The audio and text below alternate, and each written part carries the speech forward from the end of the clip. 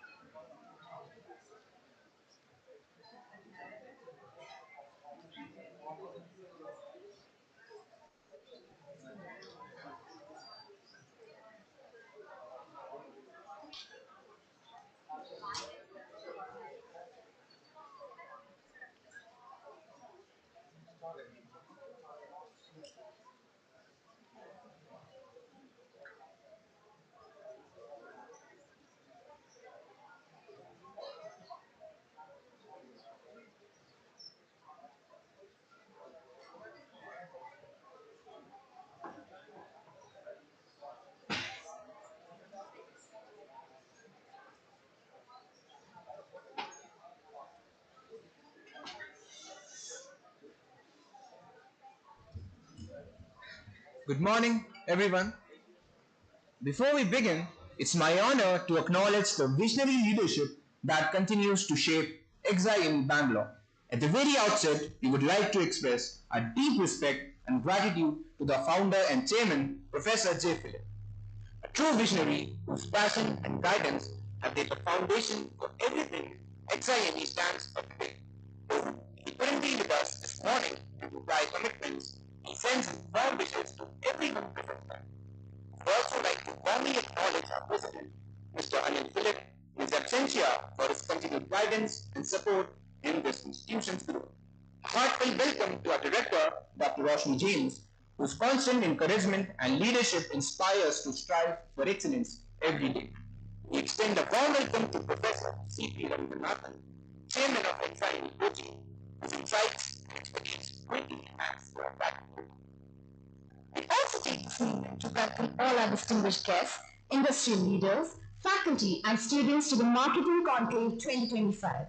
This conclave theme, The Next Edge Redefining Market in the AI-Driven World, brings together pioneers from across industries to explore how technology, innovation, and human creativity are reshaping the marketing landscape. To formally set the tone for today's event, we now invite our respected Professor C.P. Ravindranath to deliver the inaugural address. So please join us in welcoming him on the stage with a huge round of applause.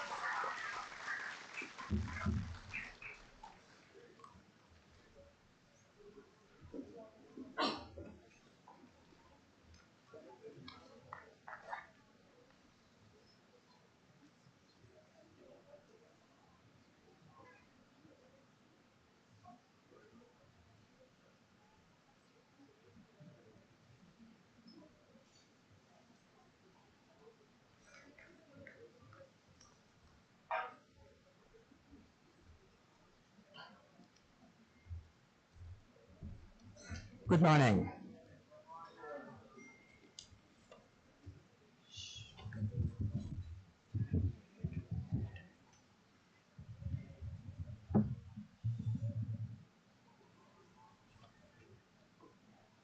I regret to have to fill in for the chairman of XIMA Bangalore, Professor J. Philip.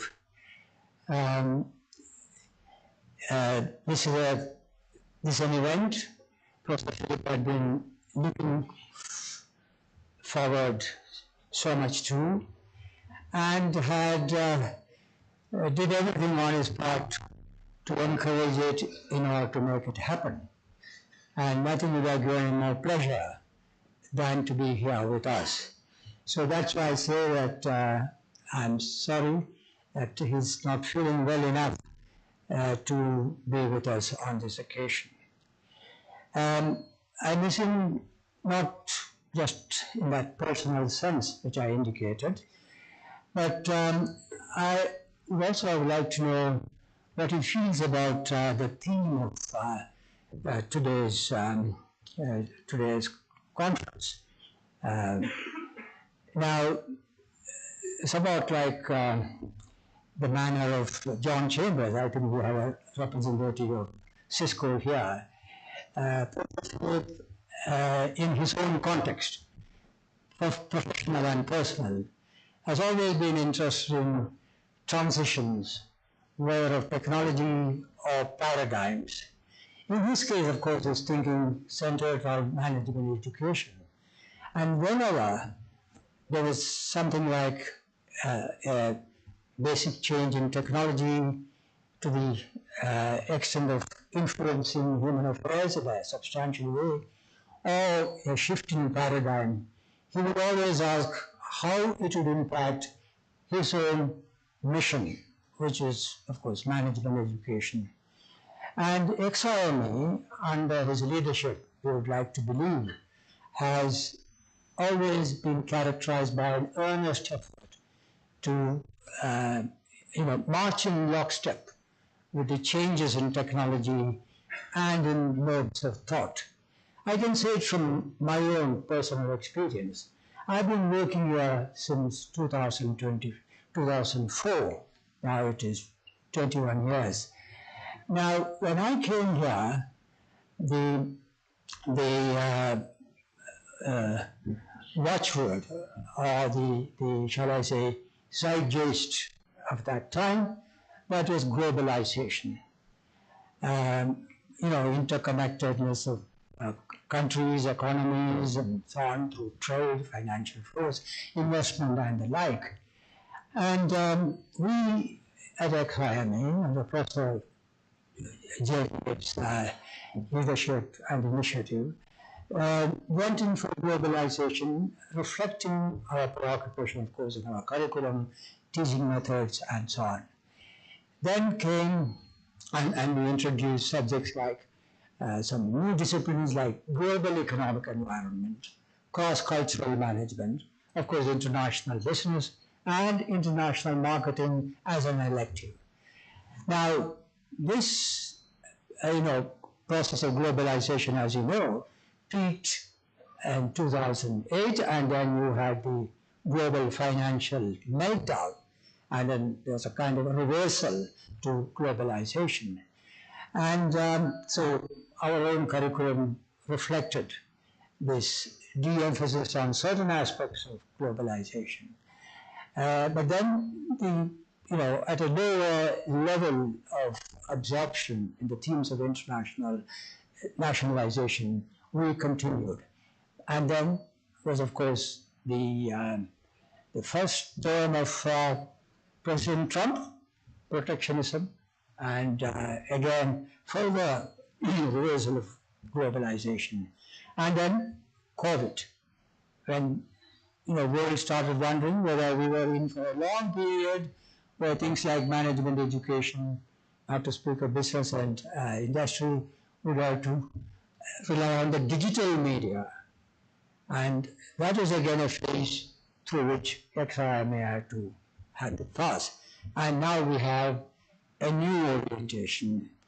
Again, the second administration of Trump and advent of a kind of neo-protectionism and a new international order in the making and so on. Again, we have to have a reorientation in lockstep with these new realities. And apart from these new realities which I indicated, is the dominant logic of our time, artificial intelligence.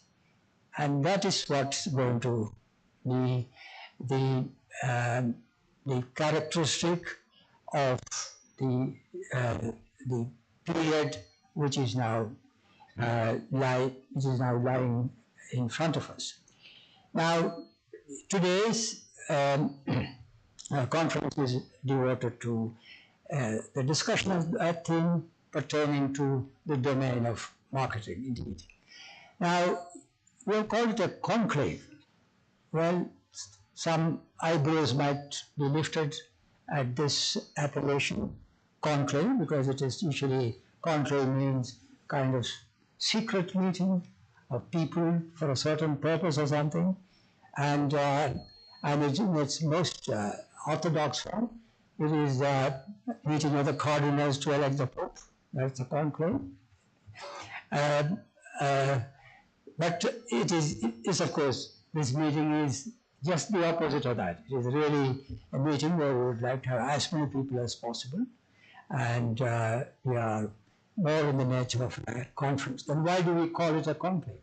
We call it a conclave to emphasize the fact that the meeting has a focus, and that focus is such that interested people are coming together to ensure that that focus is kept up through the proceedings of this conference. So that's what we mean by conclave. Now, we have a very good panel of speakers throughout the proceedings of today. And here on the inaugural, we have a group of very distinguished people who are marked by their competence and domain expertise. I have great pleasure in welcoming all of them. We have Mr. Karthik Kalyanaraman, with whom I just had the pleasure of having a brief conversation. You will hear him indeed. I myself look forward to, with great interest, to what he has to say, given his extraordinary background, Harvard and so on. More about him as well as others you will have by way of a formal welcome. And Mr. Karthik Kailash, co-founder Scalix, Mr. R. Kiran, CEO 82.5, Mr. John Jacob, and Mr. Shrikant. On behalf of XIME Chairman Professor J. Philip, I own behalf, and on behalf of the faculty headed by the director Roshni James, let me extend to all of you a very hearty welcome.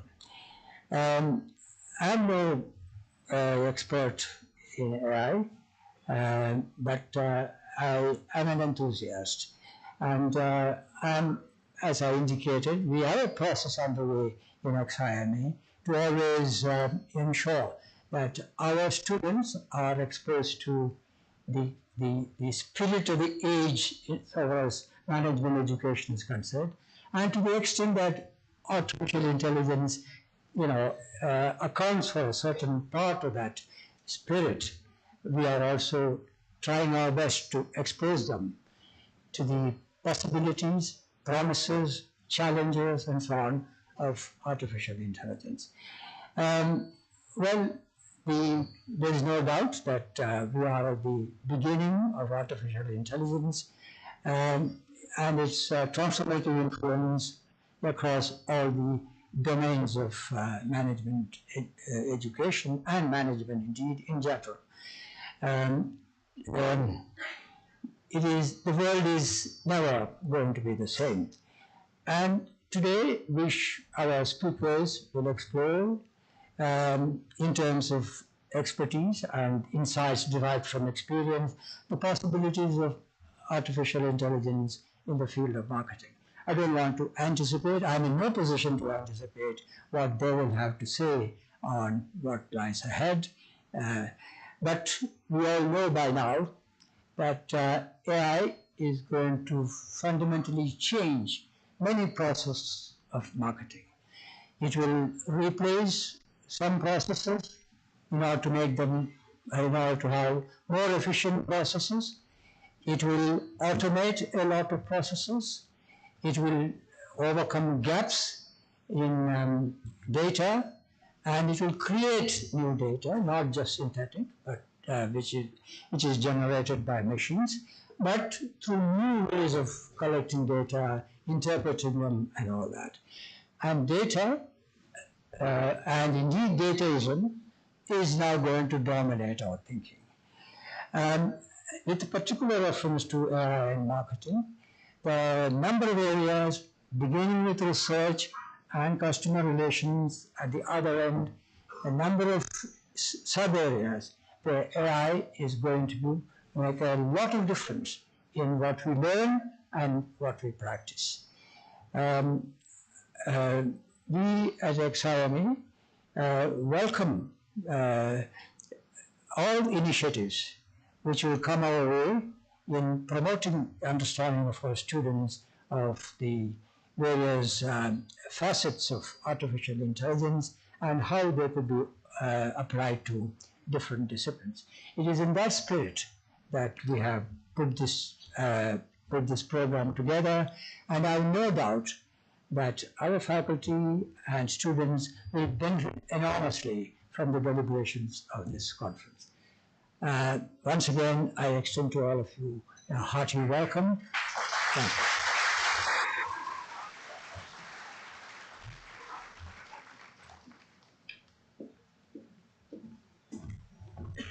Thank you, sir, for your inspiring words. Change is the law of life, and those who look only to the past or present are certain to miss the future. This timeless wisdom from John F. Kennedy perfectly captures the journey of marketing, a journey we're here to explore today. A very good morning once again and a warm welcome to Marketing Conclave 2025 at XIME Bangalore. We stand at a defining moment where marketing is being completely reimagined, evolving from mass reach of traditional billboards and prints through data-driven precision of the digital age, and now stepping into an era led by artificial intelligence. Today's conclave is all about unpacking these transformations. Our panel discussions focuses on AI in marketing, exploring how artificial intelligence is shaping marketing excellence and opening new pathways for innovation and professional growth. To begin this exciting journey, we are truly honored to welcome a keynote speaker, Dr. Karthik Kalyaniramman, the co-founder of 64 by 1.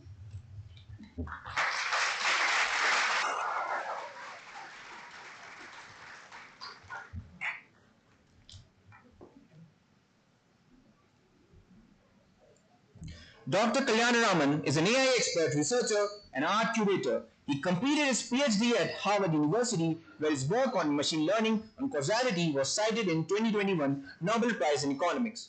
He has been a faculty member at a leading global universities, including UCL and the University of Maryland, and currently serves as a faculty member at Myra School of Business. As a co-founder of 64 by 1, he plays a key role in curating the world's first generative AI art exhibition, which was featured in the New York Times.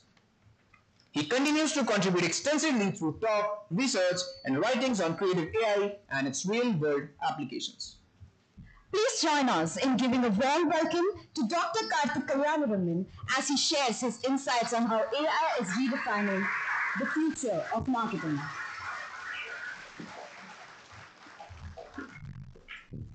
Can I ask you or one of you to time me? I have a phobia of talking too long.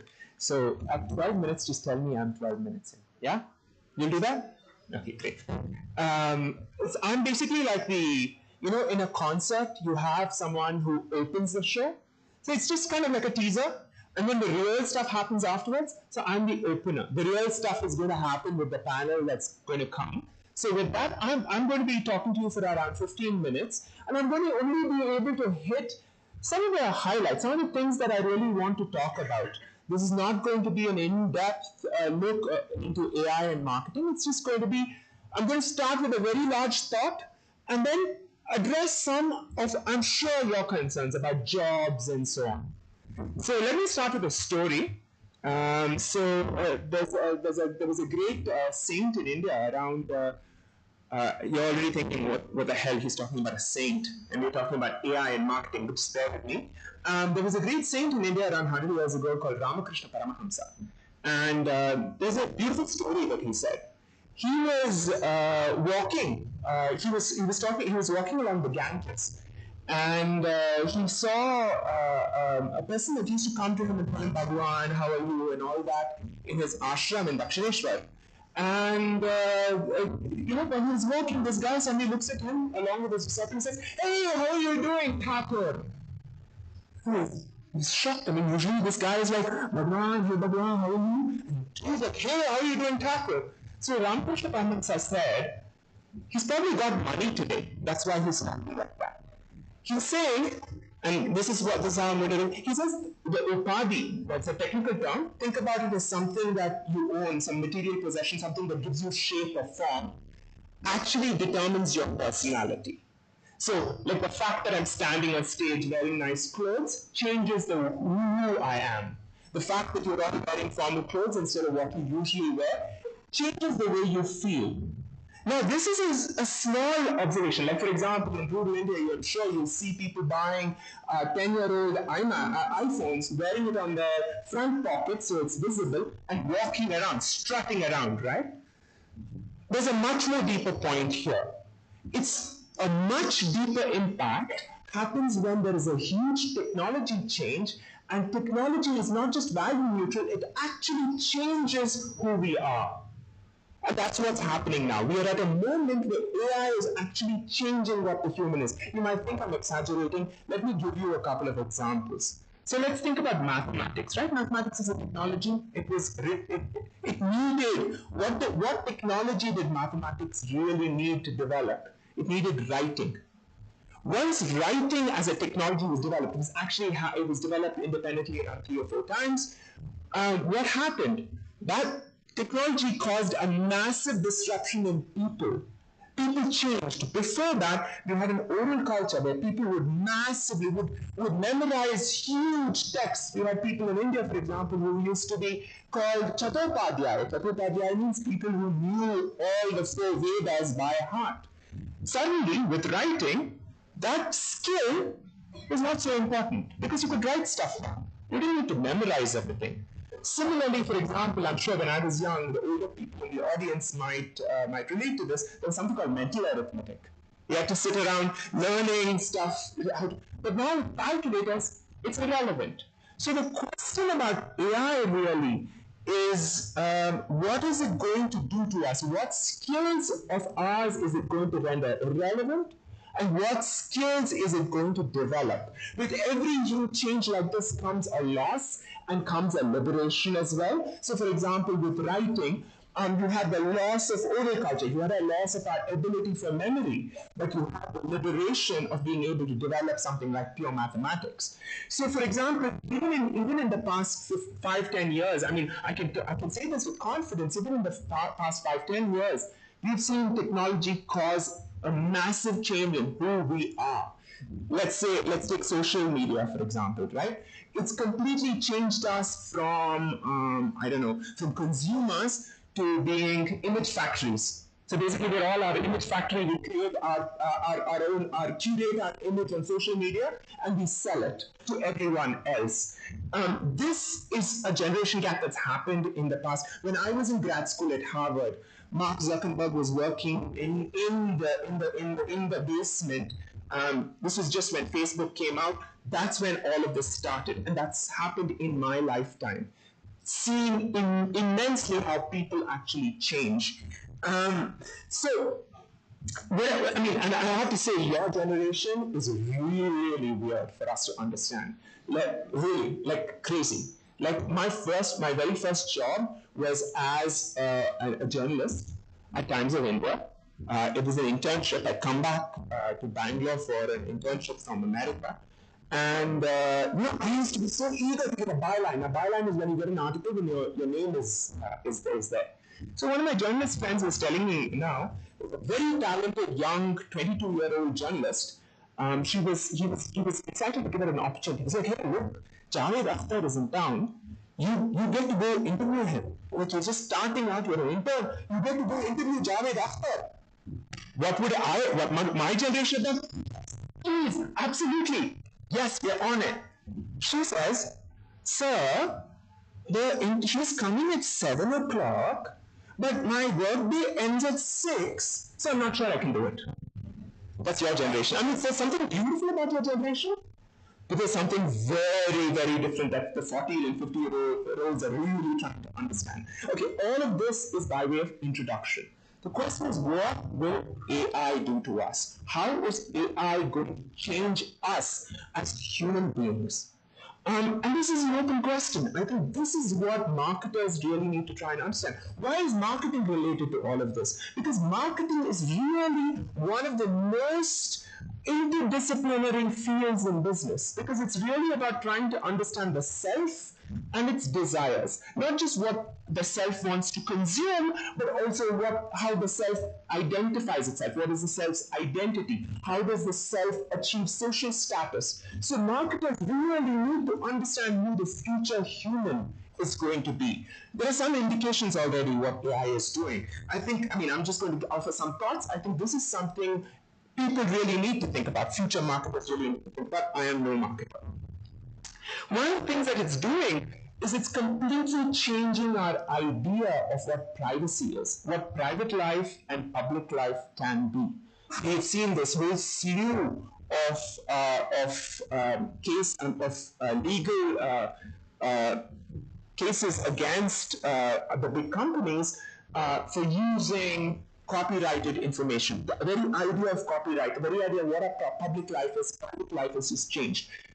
This is stark for people in their 40s who have children, and they look at the kind of stuff that kids share online and they're like aghast, right? So AI is part of this, because AI is not just generative AI that came into being 4 years ago. AI is also predictive AI that's been around for 20 years that determines what you see on your phone. When you open your phone and you open your Instagram or you open your TikTok, which you can't use anymore, what you see is determined by AI. It's determined by predictive AI, by recommend assistance. So AI is not just generative AI, it's predictive AI that's been around for 20 years as well. Another thing that AI is really changing is it's really changing what skills we really think are necessary. So it's really going to have to change our education system dramatically, right? So for example, I'll just give an example. I was advising this group called Under 25. I don't know how many of you have heard of it. There's this group that does huge events. They're one of the largest youth organizations in India. And so they, for example, they had, it was 7 stages, 3 days, 50 speakers, and they were able to create creatives for each one of those speakers and create thousands of creative material on various social media through the use of AI. None of them have design backgrounds. The fact is they had the vision, they knew what they wanted. It did not matter that they did not know how to draw. So certain technical skills are being de-emphasized. The same is true with writing as well, right? So what the kind of skill sets that you need are changing. There is a whole other kind of things that's also happening. One of the lazy use of AI, one of the things that it's creating is a kind of homogeneity of expression. So for example, I'm sure a lot of you must have just copy-pasted ChatGPT and put a set in your assignment. You all sound like each other, right? So one of the examples is, one common example is there are certain words that no one uses, but were a very big part of the training set of AI that everyone has started to use now. A word like delve, for example, which apparently was very, very common in Nigeria. Nigerians were paid to be supervised trainers for AI machines, and now the whole world has started to use delve a lot more. So it's created a kind of homogeneity of expression. All of these are just tentative suggestions. I'm going to stop talking about philosophy and big picture stuff and come down a little bit more to the earth now. These are again open questions. I'm sure the panel will be much more insightful in terms of marketing. Let me talk about a little bit about so yeah. So basically, we're at a moment like this when what is human is essentially changing. That was the big picture. So, but I'm sure you guys have been hearing a lot of stuff about, oh my God, all the jobs are going to go away. Right? I'm sure you've heard it. Yeah? Yeah. I'm sure you've also heard that, oh, this is just a hype. This is just a fad. You know, it's a cycle. AI has gone through a lot of hype cycles. This is a fad. It's going to go away. I want to give you a couple of perspectives on both of that. One, it might be a fad, but if it's a fad, it's only a fad in valuation. The technology is here to stay, and it's going to improve. So let me illustrate this. When I graduated from college, from my bachelor's, I graduated a horrible year. I graduated in 2001. It was the dot-com bust. So all these companies that had huge valuations, suddenly their valuations just plummeted because of the dot-com bust, because the internet was there, but the consumer base, because of the mobile phone, was not there as yet. That did not mean the internet went away. These companies went away, but the internet continued to flourish, and its real potential showed up 15 years later. AI is here to stay. Do not think about, oh, this might be a fad. It might be a fad, but that matters only in terms of valuation. That matters only to a very few companies. In terms of as a radically transformative technology, I believe it's here to stay. Secondly, you might think, I was talking about job losses. You're hearing that it's taking away a lot of white-collar jobs. I want to give you a couple of perspectives on that. Marketing, first of all, has always been using AI. It's not new. It's been around for 20 years, because marketing is not just creating ads and creating content, which is what AI brings. It's about market segmentation. It's about knowing your customer, and all of that has been using predictive AI for a while, at least in the big companies. So in some sense, marketing, in fact, McKinsey conducted this survey this year. They found that the vertical that uses AI the most is, surprise, surprise, marketing. Right? Number one. Number two, McKinsey did another survey. They asked a bunch of people, I think McKinsey is my ex-company, that 12 minutes? Okay, great, thank you. So I have 12 or 15? 12. Great, I have some time. So McKinsey did the survey of a whole bunch of top officials to ask what is going to happen in various verticals. What's going to happen? Are jobs going to be lost? Jobs going to be going to go away? Very interesting. This thing, I'll tell you the results. Around 40% said in marketing, jobs are going to stay the same. Around 20% said there's going to be a loss of more than 10% of jobs in marketing. Another 15% said there's going to be a gain of 10% or more in marketing. Now you go figure. Basically, people don't know what's going to happen. If we are in a point of radical uncertainty, let me give you another example. In 2016, Geoffrey Hinton, who won the Nobel Prize because of his work in deep neural research, he said, oh, medical schools should stop training radiologists in 2016. I think one takeaway from the story is don't listen to technology people when they tell you your jobs are going to be lost. Listen to, just put a grain of salt. Because I just looked up yesterday, and coming here, I was curious. I looked up, there's a very, very nice, in America, there's a matching process, so you really get to see the number of residencies of radiology year to year. In 2024 to 2025, the number of radiology jobs offered has actually increased by 5%. Why are the radiologists still being trained? Why are the jobs actually increasing? It's because from economics, when something gets cheaper, when the marginal cost of producing something, I'm going to test your economic knowledge now. When marginal cost of something getting lower, when the marginal cost falls, what happens? Does the demand curve shift or does the supply curve shift? Supply curve, guys! Demand curve is about preferences, supply curve is about costs. So when the supply curve shifts, out when the supply curve, because the costs are falling and the supply curve shifts in, what happens? The supply curve shifts out, what happens? Quantity goes up. Because imaging and diagnostics is getting cheaper, hospitals have started imaging more. So there is a greater demand for radiology services. That is why hospitals feel that they can afford to train more radiologists. So don't be worried right now at your stage in life about, oh, jobs are going away, jobs are not going away. Think more about the kind of skills you need. And that's what I want to talk about for the next 4 minutes. So one of the things, let me start. I'm sure you've heard about prompt engineering, and there are a lot of concepts in prompt engineering, few shot prompting. In fact, I've taught a lot of these concepts, chain of thought prompting. It's all bullshit. A lot of recent research actually shows that a lot of this is very model specific, and when you transfer from model to model, it all fails. Okay, number one. Number two, the models are going to keep evolving. What works in terms of prompts today is not going to work for the model to model. So what does that mean? Prompt engineering now. India, we love to get certificates. Prompt engineering, I got a prompt engineering certificate from Coursera. Will I get a job? Now, please go get that prompt engineering course, because the employers here do look at certification, but that's really not what the skills you need are all about. Really what they're about is just one more point. There's also a big danger in using AI, in bad use of AI, which is using AI to get answers, and that's what I like to call the medium trap. That lady there uses AI to answer something.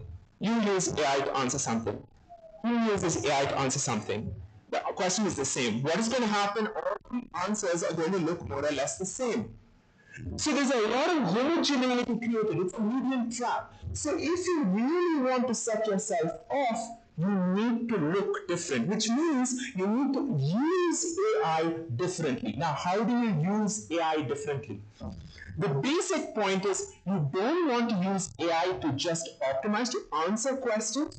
You want to use AI to basically boost your own creativity. You want it to be a thought partner. You want to brainstorm with AI. You want AI to challenge your opinions. You want AI to expand the horizon of possibilities. That's what you need to learn. That you're not going to learn from a course. That you're going to learn with hard work by sitting with AI and trying to get it to really push you beyond what your original answer to some particular problem was.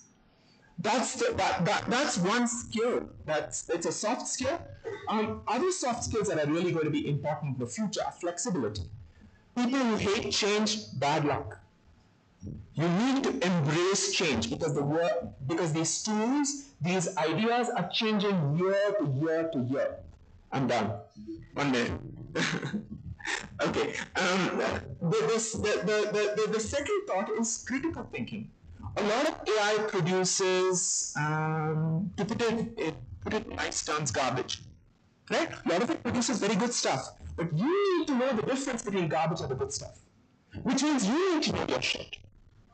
Which means you need to do your work. Which means you can't just go and be a passive user of AI.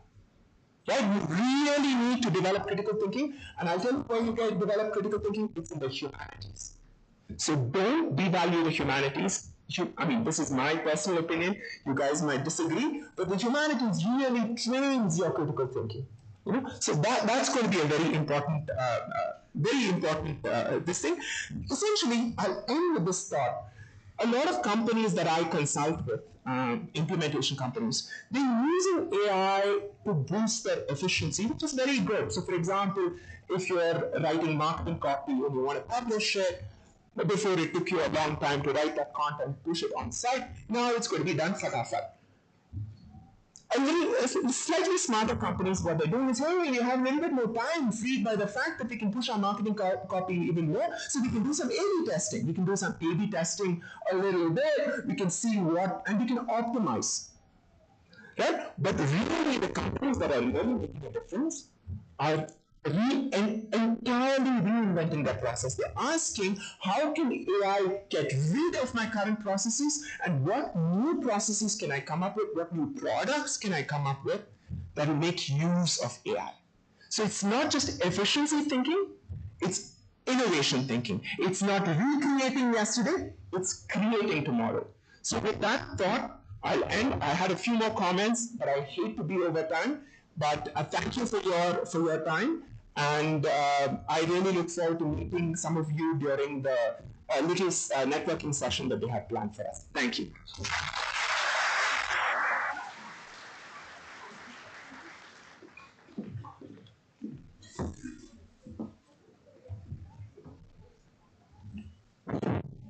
Thank you so much, sir, for the inspiring and thought-provoking address on how AI continues to shape marketing intelligence and creativity. We'll now move to our first panel discussion of the day, AI and marketing. This discussion brings together distinguished leaders who are redefining the marketing playbook through data, innovation, and technology. We now move to our first panel discussion of the day, AI in marketing. This discussion brings together distinguished leaders from redefining the marketing playbook through data, innovation, and technology. We would now like to invite our first panelist of the day, Mr. John Jacob Cherian. I would like him on the stage, sir. Sorry. Mr. John Jacob Cherian is a seasoned marketing communications professional with over 20 years of experience, driving growth for leading global brands, an alumnus of MIT Solon's EPTDM. He specializes in demand generation, revenue marketing, and customer expansion. Currently at IBM, Mr. John leads a global e-commerce PLG data and AI and public cloud leader, driving growth for IBM's e-commerce channel through PLG software products on IBM Cloud. His prior roles include Program Director, Demand Strategy, IBM Software APAC in Japan, and Regional Demand Strategy, where he was accountable for end-to-end results from brand strategy to demand closure. With expertise spanning digital marketing, customer acquisition, and loyalty programs, he truly embodies result-driven innovation. Let's give him a warm round of applause to Mr. John Jacob Cherian. We would like to invite Mr. Shrikant KS on the stage. Sir, please.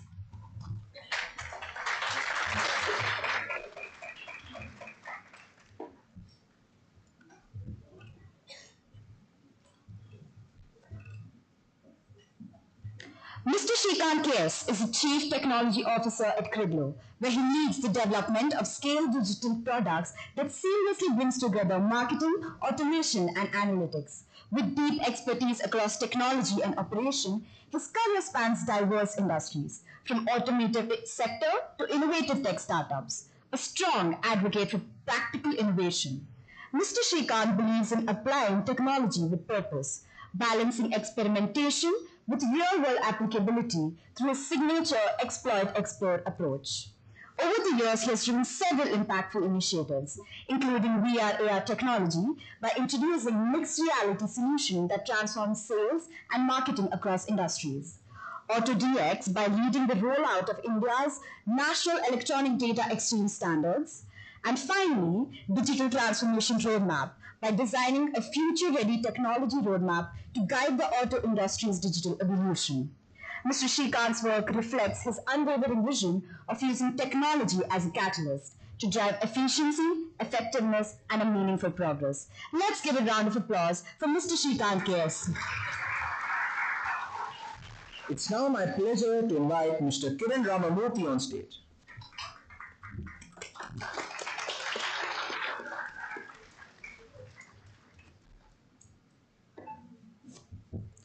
Mr. Ramamurthy is an accomplished marketing and communications leader with a remarkable track record of driving brand growth and transformation.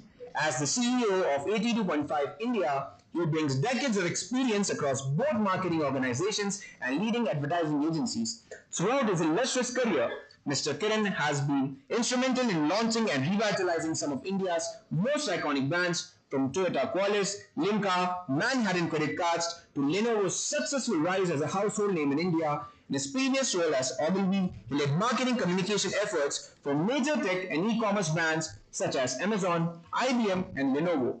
His expertise spans brand building, global campaign development, shared services, demand generation, and team leadership, making him one of the foremost voices in modern marketing and communication strategy. Let's welcome him with a huge round of applause. I would now like to invite Mr. Karthik Kailash on the stage.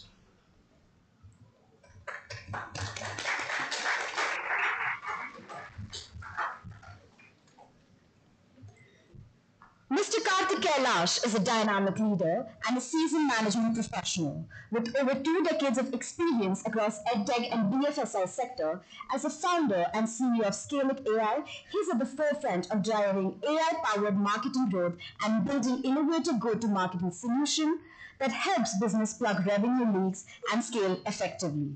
Throughout his 20 plus year career, Mr. Karthik has held senior leadership role in business, category management, field sales, vendor partnership, performance marketing, and entrepreneurs business development, consistently ranking among top professors in every single role. Renowned for his result-oriented mindset and people-first leader style, he has proven track records of building, reviving, and scaling business verticals through empowerment and teamwork. His passion for high-quality growth and innovation continues to shape Scaling AI's mission of transforming marketing with intelligent automation and data-driven insight. Please welcome Mr. Karthik Kailash as he shares his vision with us today. Thank you, sir.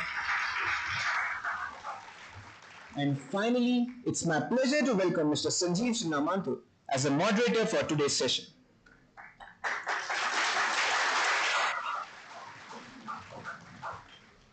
He is a business leader turned teacher. Mr. Sanjeev brings over 2 decades of diverse experience in domestic and international markets, having held senior leadership roles in marketing and sales with a sharp focus on consumer understanding and driving new business growth. His professional journey spans renowned organizations such as Afghan Wireless, Airtel, Tata, and Reliance. Currently a senior assistant professor at XIME, pursuing his PhD and serving on the Harvard Business Review Advisory Council. Mr. Sanjeev is deeply committed to shaping the managers of today into the better humans of tomorrow. His expertise, insights, and engaging presence will guide us through a stimulating discussion today. Please join me in giving a warm welcome to our moderator, Mr. Sanjeev Sinnamantu. Let's put our hands together for our esteemed panelists and moderator for Panel 1, AI in Marketing. Floor is all yours, sir.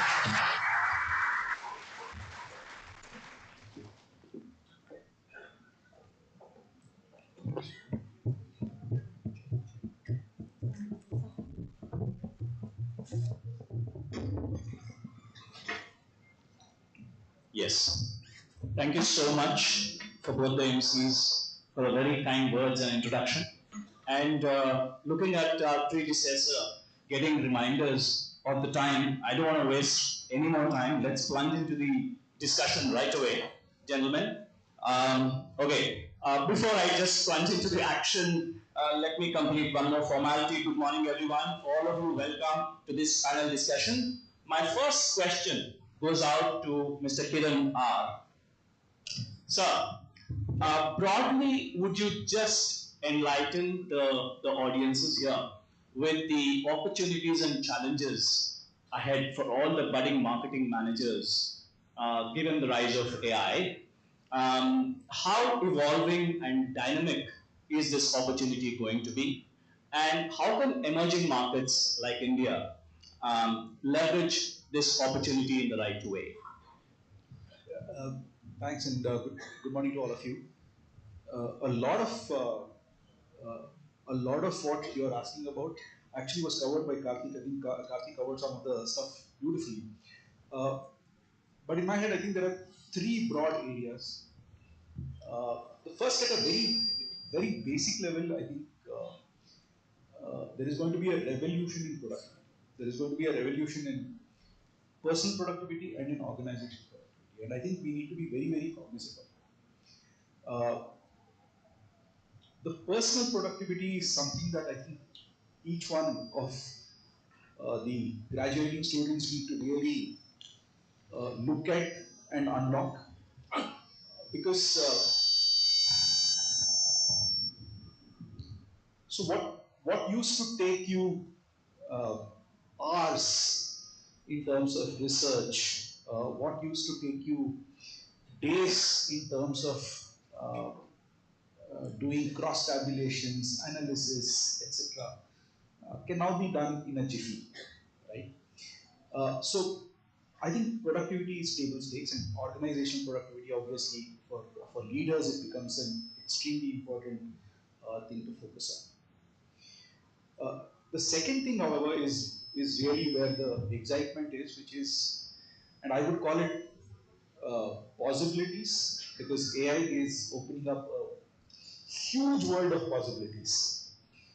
Uh, it is opening up possibilities from in terms of, and again, Karthik, I'm going to borrow a lot from what you said, because half of the things that you said is what I intended to say in the first place. So, right? So, but uh, he was talking about A/B testing. I think today it's not just A/B testing. You can do multivariate testing, not just with 3 or 4 variables. You can do multivariate testing with 15 variables, because that's the scale at which AI can generate various options for you. There are possibilities in terms of hyper personalization. In fact, one of the things that the marketing community has embraced extremely tightly is hyper personalization. And some of the best examples of hyper personalization date back almost 3 or 4 years when AI was just about coming in, and today I can't think of too many campaigns that we are doing which does not have a personalization component in it. And this is really important, right? Because the dream for any marketer is to talk to an audience of one. Uh, over the last 20, 30 years, I think we have all dumbed down marketing by looking at the lowest common denominator, because as you start sort of bringing out commonalities between various people, you start looking at inciting for a very small cohort, or a very small audience of one. So I think that possibility has increased. Uh, the biggest also is in the area of content production, and marketing is today 40-50% about content, and the ability to produce content at scale, the ability to produce content at unheard of costs, is something that the next generation of marketers is going to find extremely handy. So there was productivity, there is possibilities, and the third for me is democratization. Um, and there are two things, and the second one will be a little controversial, so I'll come to it at the end. The first one is there is democratization which is going to happen, because we just released a product. We do marketing for DBS, where our mandate is to grow the natural diamond category in India. We realized that while we are doing advertising for DBS, which is targeting consumers, there are a whole host of retailers. There are 50,000 retailers. You have a gold jeweler sitting in your neighborhood. These are people who, one, need education and training. They know how to market gold. They don't know how to market diamonds. So we created a platform for them. One is to educate and train them, but more importantly, it's a platform where every retailer can now generate his or her own advertising through 2 or 3 simple sort of clicks. I'm making it sound simpler than it is, but it is fairly simple. So imagine 50,000 retailers who did not have a strong advertising agency, a strong marketing manager, who can now create their own Facebook ads, their own Insta posts, and put it up. That is true democratization. So there is democratization, and this is going to happen across. I think. I look forward to the day when ONDC, every seller on ONDC can actually have his or own sort of campaigns, marketing interventions. And the last point that I want to sort of bring up is what I would call democratization of mediocrity as well. And this is, as somebody put it. Unfortunately, what has happened is, and again, Karthik, you brought this up. What has happened is that as things get more easily accessible, I was taking a class in some other college. I gave an assignment to the students. I came back and there were 7 presentations. And I kid you not, every presentation looked the same because I realized later that all the students had taken a copy of the assignment that I gave them and fed it into Gamma AI. How many of you use Gamma? All of you, right? Yeah. So, and it was the same sort of. It all looked the same. So what is going to happen is the quality or the average, the median is going to go up because of AI. Because earlier the mediocrity used to be fairly low. I think with AI, mediocrity itself is going to get a leg up. But there is no running away from the fact that mediocrity is also going to get democratized if all of us, as users of AI, are not aware and sensitive to the fact that it is going to, we need to use AI very, very differently, or we will be one of the mediocre. So with that, that's the answer to. Thank you. That was a wonderful explanation. So, Kiran, I actually saved this question for later, but you happen to raise this point of personalization, hyper-personalization. So, you think this hyper-personalization will come with permission, or into your face, like what we are seeing today? Will AI be able to, bring in that do I have your permission, sir, ma'am, before you get into hyper-personalization mode? So, as a practicing marketing person, one of the things that we are very conscious of, and in all our conversations with clients, we are very conscious of the fact that there needs to be permission before you sort of personalize. Unfortunately, however, I don't think it is happening as much as It's not happening. For example, let's say you're walking down a mall. Yeah. And there's an RFID chip which identifies your geolocation, and it's kind of targeting you at that particular point, and you're getting a ping on your WhatsApp with the latest offer that's running in the retail store next to you. That is not, you're not taking permission. But at the end of the day, again, at some point in time, I've opened up my mobile and said, in my settings, I've said I omit these messages. So technically, maybe there's a sort of an escape route to a lot of marketers. But a lot of hyper personalization that is happening today. See, for example, in a lot of campaigns that we are creating, consumers actually have to opt in for a certain messaging to come to them.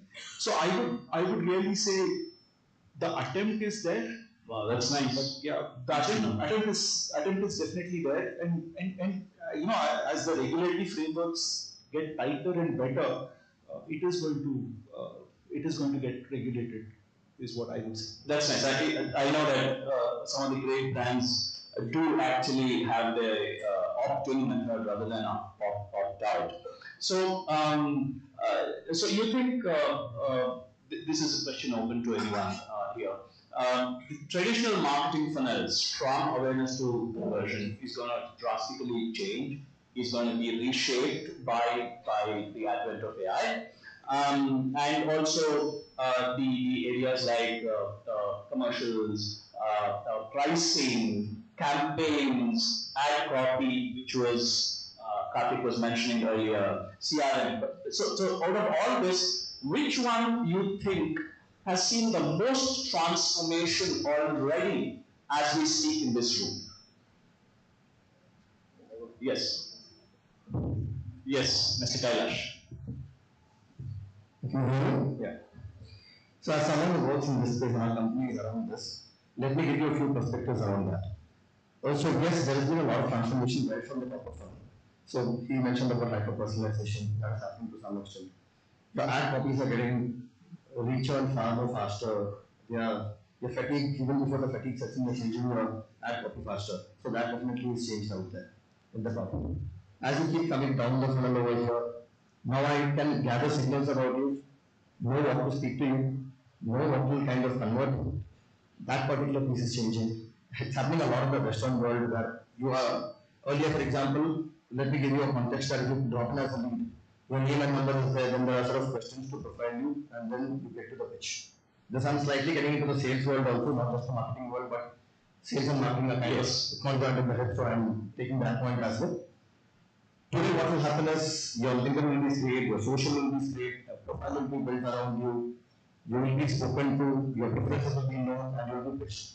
There are companies, as far as they know your style, and they will pitch, say, you're an emotional person, should we make an emotional argument to you? You're a rational person, should we make a rational argument to you?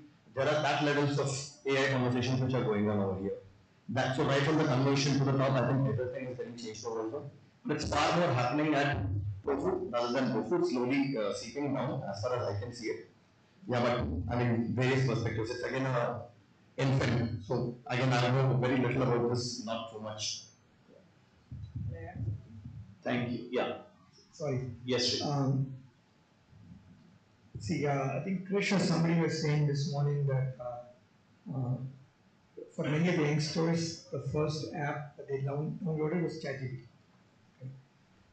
The reason I say that is because a lot of investment is going around making this app the only app that you will ever have to use. Okay. So for them, think of this, right? So all conversations, whether it's personal, official, everything is happening to them. Think of the kind of profiling that they can make about an individual, right? So already some of these apps have become shopping apps. So we are moving to a zero-click world. Right? Remember all these years, click was the biggest thing, right? Correct. So that was the marketing bait that we want you to click. So we are moving to a world that you do not click at all. So you go into one of these apps which you are interacting daily, and that knows about you intimately. It doesn't have to scrape your social profile because you've already given all the information. Yes. And it knows everything about you, so it can not only understand about you, it can also influence your behavior. So when you have a conversation, right, see the kind of words and languages that it's using in response. Some of it is intentional, some of it may not be. But if it's made intentional, it can even nudge you or influence you towards a certain behavior. So ads are definitely coming. Right now it's not there. Obviously, with the kind of investments that are going, they have to monetize. So ads are definitely coming. They've already come to some extent, but they're going to come in a much bigger way. So these can influence based on the understanding of you as a person in terms of what you have to buy. So the concept of funnel itself, right, where you do something at the top, middle, bottom, that can totally change because just a one-stop shop where in one conversation or one thread of conversation, you'll be able to convert it. In a way, it's good for, in a certain way, that it compresses the funnel and then you can influence. But the other hand, it's very intrusive. Like we talked about privacy, right? It's very intrusive because unknowingly you have provided all the information about who you are, and that could be monetized. So that is the dangerous part. The question is, as per what Mr. Kiran said and what you're saying, and what Kailash also is mentioning, can we say that the consumer will like that hyper personalization, is going to like it without permission? Is that what it is about? Consumer will enjoy this hyper personalization? Really? Can you hear me? Yeah. So I spent the last 4 weeks traveling different parts of the world, both personal and little professional. And I've got a 13-year-old daughter, and I was interacting with colleagues, kids, relatives, kids, and it struck me, barring Africa, so Europe, Southeast Asia, India, different parts of the US, they all sounded, behaved, looked, asked for the same thing. So now as a marketer, I was thinking, is it good that my target audience is the same? But then I also thought, how am I going to differentiate? Because everybody on this panel, as an example, is collecting all of those insights, targeting the same target audience, saying, my product is blue, his is red, so, which is better, blue or red? So that's a different way of looking at things when everybody sounds the same, behaves the same, you're targeting them with the same so-called insight. We're doing this not for the fun of it, we're doing it to generate business. So who's going to buy from who? And it's completely different perspective. But this just struck me that 18, 13-year-olds watched the same stuff, wore the same stuff. All of them are calling me bro. I mean, this context. Just one quick thing to add out here, because you asked this question about will the consumer like it or not, I think it comes back to the classical question that marketing has always had. As long as you are able to provide value to the consumer will like it. Which means, so today, when I go on to Netflix, do I like the fact that they are giving me the recommendation of what I should watch next based on what I've watched previously? Yes, I do like it. That's value to me. So there is predictive AI which is helping Netflix tell me that this is the next film that I need to watch. There is value, so I like it. There are cases where I will not, because I've gone on to Insta, I've checked out a shoe brand, and then there are shoe brands that are following me for the next 3 months. Okay, so I think it really depends on the value that the marketer is providing. And I think Srikanth was mentioning the reduction of the sales funnel, which we are seeing, right? Because I would not. One is it's getting compressed also because earlier the consumer journeys were fairly linear. Okay, from awareness to final preference and action. Today they're very non-linear. You could be starting at the D2C website, which could ideally have been your last point in the consumer journey. Today you could be starting your journey out there. Having said all of that, I personally still feel that AI is currently being employed at scale in the bottom of the funnel.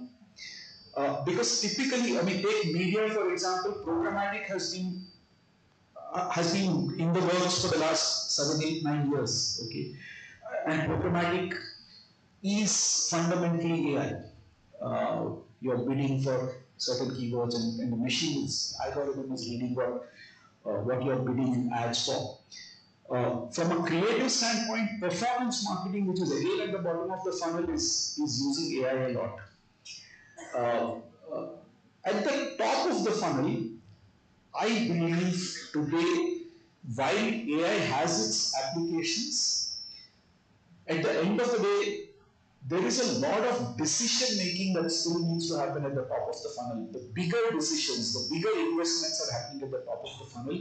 And because there is a human sort of decision making involved, AI is probably being used more for sort of inputting into the decision rather than executing it. We are seeing a lot more execution at the bottom of the funnel is probably, I would put it. Wonderful message. So from the conversation so far, just for the benefit of the group, and I also personally strongly believe in the fact that any marketing innovation, like the predecessor speaker, Mr. Karthik mentioned, is going to make the customer lazy, as much lazy as possible. And of course, that's what AI is doing in today's time. Now, given this act of making the customer lazy. And also the point mentioned by Karthik and Kiran about this gamma and the output is the same. Just superimpose the same thing to the brands of today. All the brands, their communication, the output is from the AI is almost similar. How does a brand manager ensure in the age of AI that all his or her communication is unique? Whatever the communication that's getting bombarded to the customers is unique in its own way because everybody. I was reading one of these research studies by the AI Marketing Institute 2024 report, which says that ChatGPT is being legally being promoted. There 40% or 30% of the organizations have purchased legal rights for ChatGPT and encouraging employees to use ChatGPT. I'm sure similar things we see in marketing departments as well. Some of the AI providers have been by now would have been monopolized. So all the brands more or less may be using the same AI. And how does a brand manager ensure his or her communication is unique in its own way? Who will take this question? Yes, Kiran. Thank you. Yeah.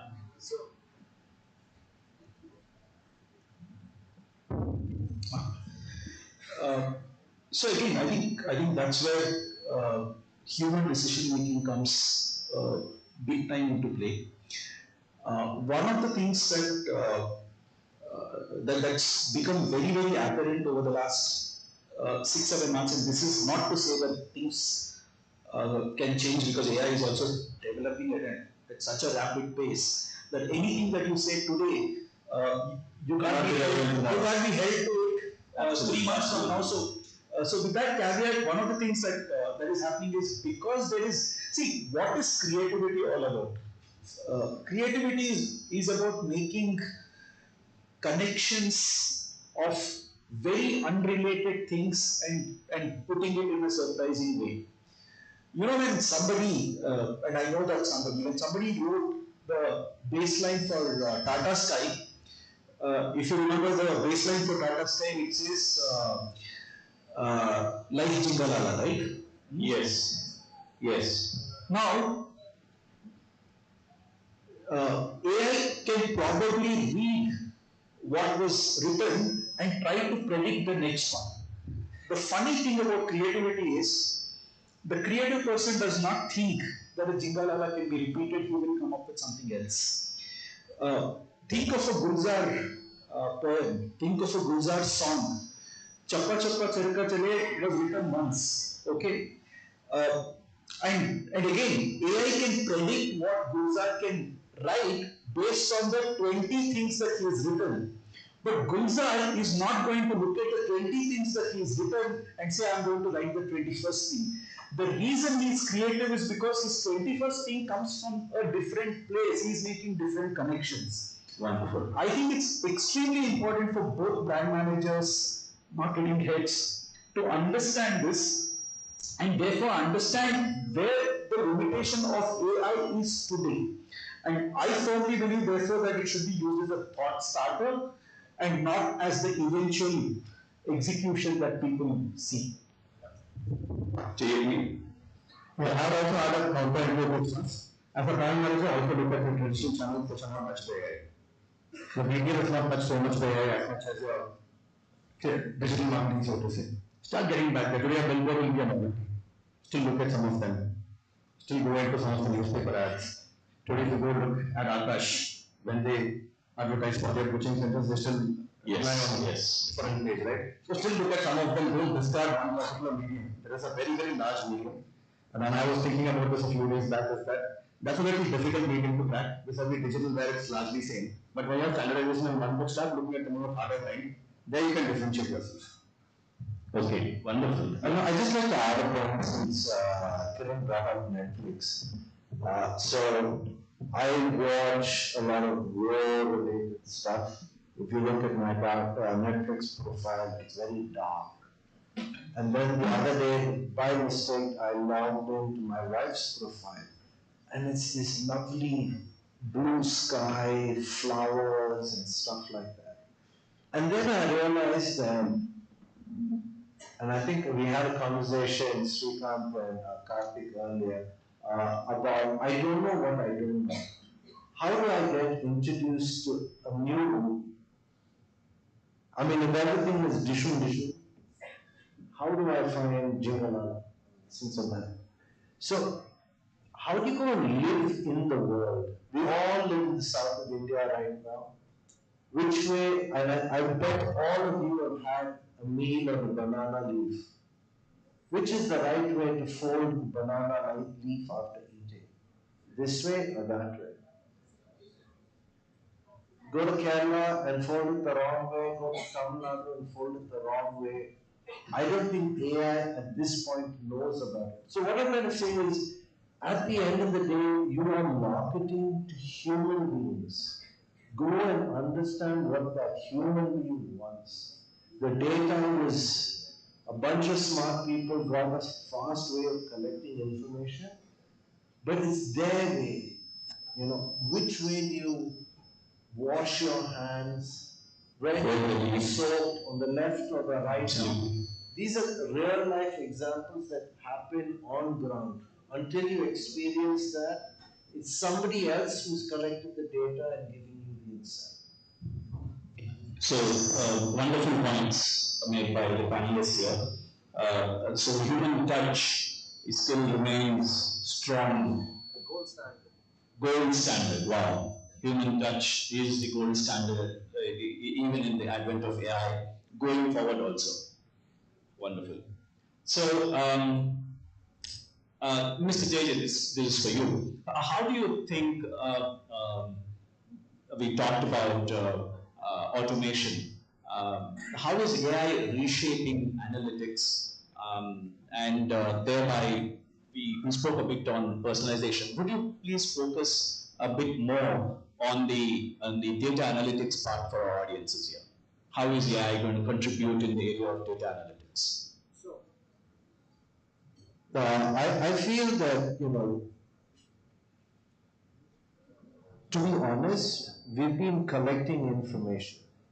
We've been collecting it for the last 20 odd years with digital transformation.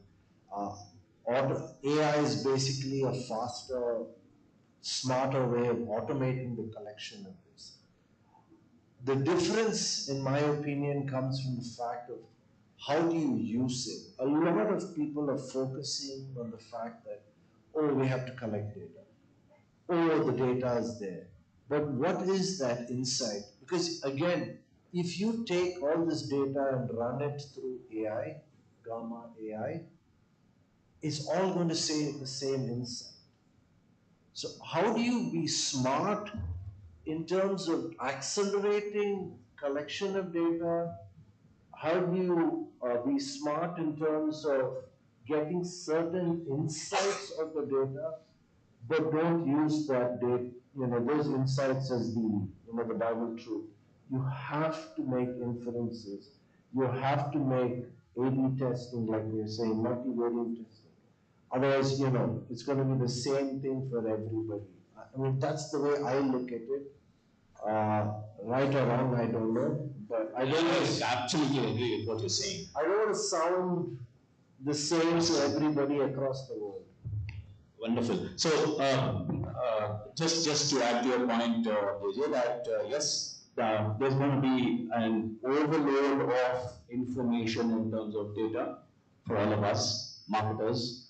Like when Google came up, like internet came up, there's an overload of information all across the internet. And the same way, with the advent of AI, there's going to be an overload of data for all the marketers, and it's up to, like JJ says, it's up to us as marketers to look for insights, to get on the ground and see for the insights for yourself based on what you get in the backend from the data analytics. Wonderful message. Moving on, Shrikant, do you have anything to add on the data analytics part? Because you come from the technical background, so. See, data analytics has been around, I want to say, for 50, 60 years, right? Or even longer. It is not new.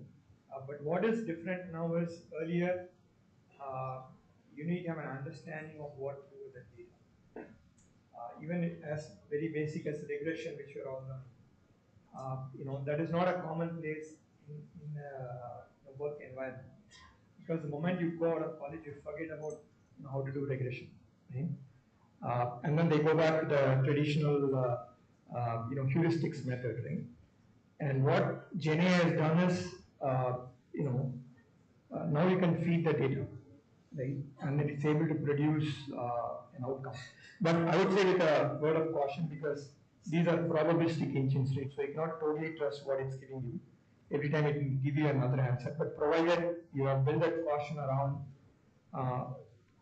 but at least it will be able to analyze the data for you. So I see this a lot in practice. Now people are at least, have the confidence that, okay, I have collected all this data, let me upload my spreadsheet, and then you tell me, you generate the charts nodes. So which was not the case earlier, because you really need to have the understanding of what the data is, how to clean it up, and what kind of juice you can extract from that. Some parts of it have been simplified now. Okay. It's becoming more democratic. Wow. Okay. So that's what democratization, which Kiran was mentioning about. Okay. So given all this intervention by technology, do you think, Kiran, this question is for you, across the levels in an organization, from entry level to the top leadership level, you think AI is changing the job descriptions?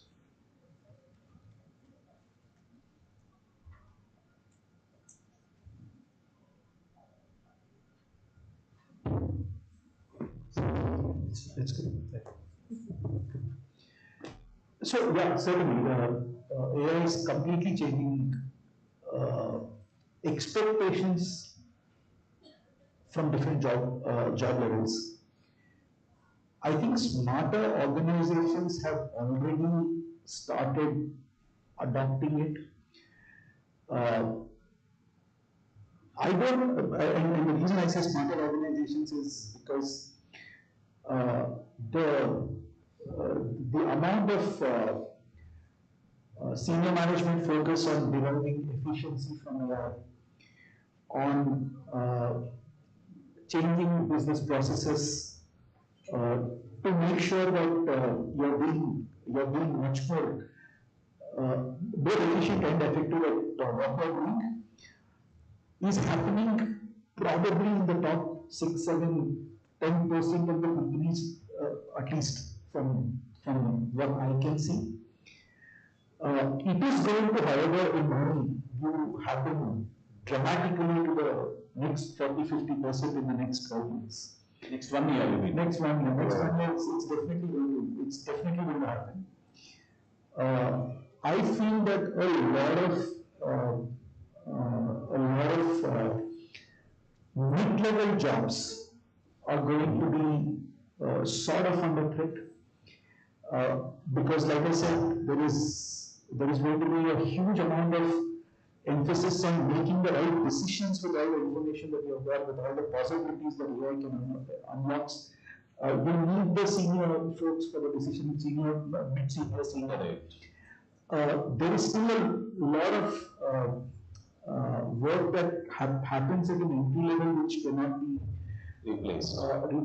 So there is going to be a challenge in the mid-level. I only talk for the marketing fraternity. I do not understand the other department. Absolutely. I'm looking at marketing, and neither do we. That's kind of what I'm seeing. It's difficult to proceed in this circumstance, but that's one broad theme that I'm seeing. The biggest shift that I'm seeing, however, is there is no organizational in the rest of the 90% of the organization. The organizational mandate is not there. It is really personal proactivity at changing the job descriptions of people using AI. For example, today I tell every person in my agency that every one of you is an agency in yourself. Earlier we had departments. There is, I mean, even today we have departments. There is an account management department, a planning department, a creative department, a media department. You know. Today with AI, if you have a broad understanding of what advertising is all about, every person can be an agency in himself. Now, the faster a person realizes that and does something about it, he or she himself herself can change their job description rather than waiting for the organizational mandate to change the job description. And I think that is really where the opportunity really lies for us as individuals and even for organizations. If organizations can give the mandate to the people to change their own job descriptions by using AI, you will see a lot more what we call entrepreneurships come to life. Wow. So it has to come from within.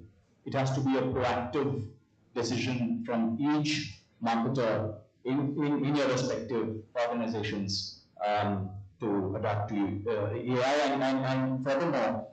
So you're saying it's a good news for the entry-level freshers, given the fact that middle management is kind of getting redundant. Just to expand on what Glenn is saying. So middle management usually gets the things done from the freshers and the entry-level frontliners. Given the advent of AI today, the frontliners are in a position to get the things done like in a jiffy. So I totally second what Kiran said here. I was reading the other day one of these articles where there's been a substantial data in terms of a lot of organizations kind of seeing the middle management as a redundancy in their organizations. That's in a way good news for all the freshers here. In fact, one of the most oft stated things, but I'll say this any which way, is that AI will not take away your job. Somebody who uses AI really well, golden words, absolutely. He stole the thunder. AI will be, job will be taken away by those who use AI. Golden words.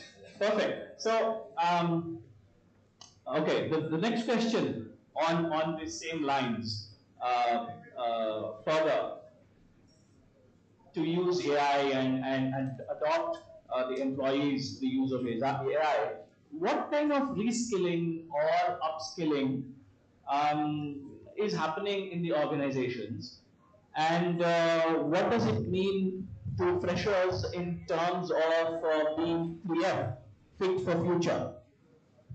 Yeah, Kailash, you can take this. See, today the amount of access which is there, you don't even have to do it for you. You don't need a, sorry? And all of the do it for you in a structured manner. Okay. The whole point is it's counterintuitive. You leave alone AI. After you have YouTube, you can literally learn anything on YouTube.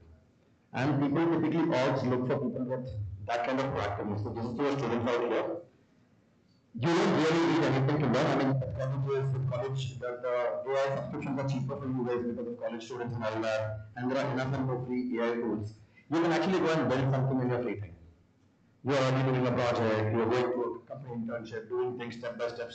You can just now spend an hour every day to build something for the students. Wow. Same goes for the employees. You can just go in there, you can learn something on your own, you can create something, go and demonstrate, quickly do a small experiment and then prove it to the management that hey, this worked. You have to be more proactive there. Like he said over here, and I'll just touch upon the bit which he touched upon earlier. There can only be one person who is on the top of their field, right? You will have one technical, you will have one goalie, there are still many cricketers who languish. Correct. So this is a deadly combination. If you are great at 3 or 4 fields and you're there, now you're in the one person suddenly because a technical is great at cricket, he may probably not be good at something. I'm using a very poor example over here, or a Virat Kohli for the audience over here. But if you know 2-3 disciplines and you're even 80% there are not too many people who are there who know a combination of disciplines. Like we said, a person knows only this, they're a specialist in that field. Now there are very few of them. But if you know people who can do multiple things, they're generalists. they understand the basics, otherwise they are very good at one thing. You can get far more executed quickly without relying upon other people to do things for you. And I think here, rather than looking at the other people to do things, and for the students, this is a golden opportunity. Go and build something. Don't go and learn about it. Go and get your hands dirty. Go and build it. That is the only way you are going to learn it. We are not going to learn it from the book. And there are enough and more resources to do that for you. Wow. So, again, point to be noted, freshers have this advantage of time, the luxury of time for you to spend on AI, which the executives who are already in the organization do not have. So there it goes. So my question again, for the existing employees in the organizations, are there any kind of initiatives by the companies to train them, educate them on AI, investing into their training time? So yeah, investments are. It has a lag, I think. That's right. So yeah, I think a lot of organizations now currently have their own application layer built on top of LLMs. For us as the WPP group, we have something called the WPP Open, which brings OpenAI, which brings Stability, which brings 3-4 other Gemini, and we can use. And we can also build agents on top.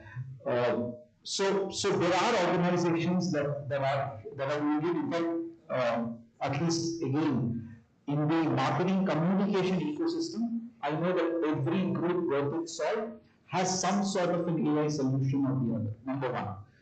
Number two, there are huge organizational mandates for people to use it. For example, WPP Open for us was available to everybody since the last 12 months. We saw that the usage was very bad in the first 4-5 months. In the last 6 months, there has been an enormous amount of organizational push to make sure that everybody knows and uses what it is. One of the things that's great about AI is you don't need formal training programs like Karthik was mentioning. I mean, it's a ball shop. It's like you fill with a smartphone, Absolutely. And people today, we are sitting amidst people who are born with smartphones who are digital natives. They don't need to be taught. They just need to be shown or allowed into the playroom, and then they can fiddle around and play with it. So our task at an organizational level is very simple, to make sure that people are going and experimenting with it. Because once they start experimenting, you know that they will figure out their own use cases. In fact, one of the biggest things that I wanted 6 months back when we started on this journey, I wanted different use cases from every team member to come up, and then I would show those. For example, we were building some agents on writing good briefs. We were building some agent. I mean, one kid went and actually built an agent for creating proposals for clients. Okay, the initial proposal that goes. And those were all smart use cases, and we now want others to start using it. So it's a little bit of an organic sort of learning, if you will, and not formally approaching, but you need access to the place. Awesome. So WPP Group, by the way, one of the biggest advertising and media management groups in the world. I think it's one of the two. Apart from WPP, there's another one conglomerate, but this is like a huge organization. So just off the cuff, out of curiosity, Kiran, one more question for you. Since 2003 or 2002, early 2000s, where there was a first video called, a father who took the video of the child, one sibling biting the finger. Charlie bit my finger video call. You can just look up on YouTube. That was the first video which went viral. since early 2000. And to date, nobody knows the mantra for virality. Nobody knows. So do you think AI is going to give us a mantra for virality in any way?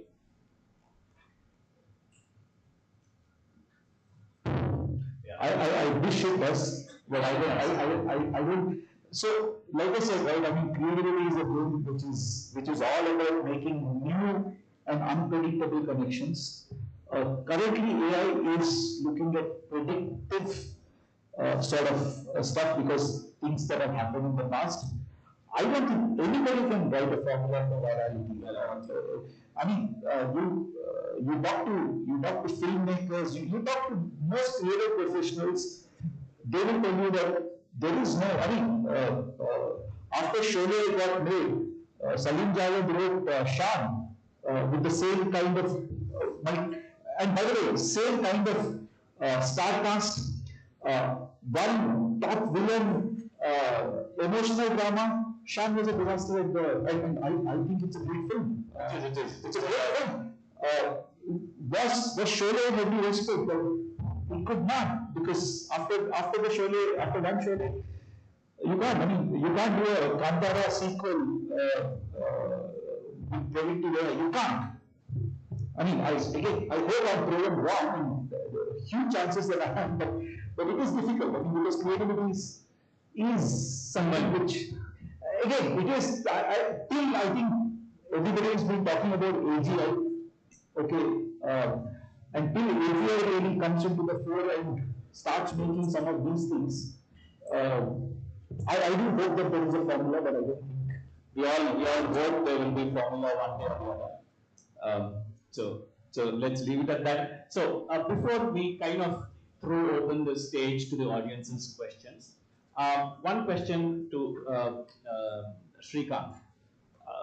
Can you throw some light on these VAs, virtual assistants, and the students?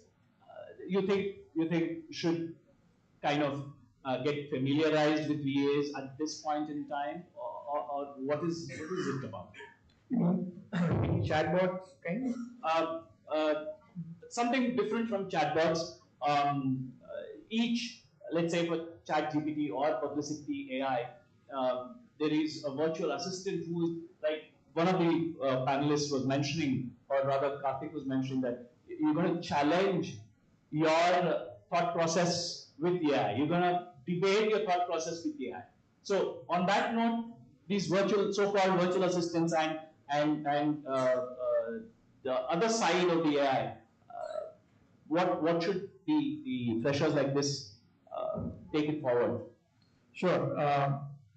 See, in fact, as we speak, right, we are actually rolling out some virtual assistants for one of our clients.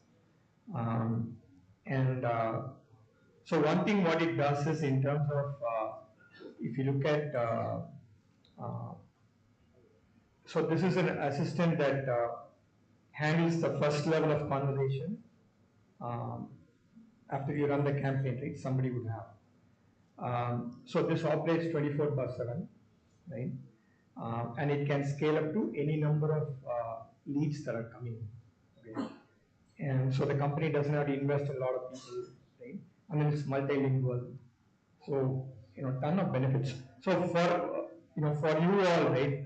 See, we talked about doing some projects, right? So with vibe coding, I'm pretty sure you're all familiar with the term. You should be able to develop something over a weekend, right? And these are things that by doing is how you learn. Right? So you're saying virtual assistants can be used at an individual level also, apart from the organizational level? Sure, why not? Why not? So if you have your say personal website, or even your WhatsApp, right? So this can be your assistant, right? But of course, I'll tell you about the challenges. But on the plus side, right? So these are all things that you're going to start seeing a lot, because on one side, it's going to give you tremendous capability to scale up. So imagine a very small business, who cannot, afford to have a team of people that can answer calls, right? or respond to WhatsApp messages. Yeah. So the small investment can make a very big difference, right? So it can nudge the potential lead, through the funnel, right? And you feed all the information about the business, so it's able to answer all these questions, and it perhaps convince them to, till a point where a human can take over. So it's very powerful. But the caution on the other side is, it's actually a fun project for all of you to build, right? Since generative AI by nature is a probabilistic machine, right? From some of the very simple things to do, it can become very hard. I'll give you an example. So in this case, the project that we are working on implemented is, it has to schedule appointments, right? And the appointments are available between 9 a.m. to 9 p.m. with a Tuesday being a holiday. Okay. So very simple thing, right? But to implement this and to get this right was actually hard, because sometimes, if I am the person chatting with that virtual assistant, so I may say I want appointment on Tuesday, so it understands and says no, Tuesday is holiday. Or I could give a date, right? And then it has to convert that date into a day of the week and then see whether it's Tuesday as a holiday or not. Correct. Or I could say the day after Monday, right? Or day before Wednesday. So in multiple ways of me telling the system that, I want an appointment. And sometimes it doesn't get it right. So we have seen cases where it's scheduled appointment on Tuesdays also. So this is an interesting problem for you as a student. How do you, it's a probabilistic machine, right?